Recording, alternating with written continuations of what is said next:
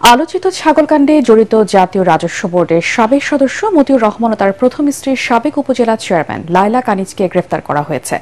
গত রাতে রাজধানীর বসুন্ধরার ভাটারা এলাকা থেকে তাদের গ্রেফতার করে ডিবি পুলিশের একটি দল। তাদের বিরুদ্ধে একাধিক মামলা রয়েছে। সবশেষ গত 6 জানুয়ারি 3টি মামলা দায়ের করে দুদক। 124 কোটি টাকার অবৈধ সম্পদ অর্জন ও সম্পদের তথ্য গোপনের অভিযোগে মতিউর রহমান, তার প্রথম স্ত্রী লায়লা কানিজ ও ছেলে মেয়ের বিরুদ্ধে মামলাগুলো দায়ের করা হয়। এর মধ্যে প্রথম আসামি করা হয় লায়লা কানিজ ও মতিউর রহমানকে। এর আগে গত 15 ডিসেম্বর মতিউর রহমান ও তার দ্বিতীয় স্ত্রী শাম্মী আক্তার শিবলির বিরুদ্ধে 11,18,86,120 টাকার অবৈধ সম্পদ অর্জন ও সম্পদের তথ্য গোপনের অভিযোগে 2টি মামলা দায়ের করা হয়।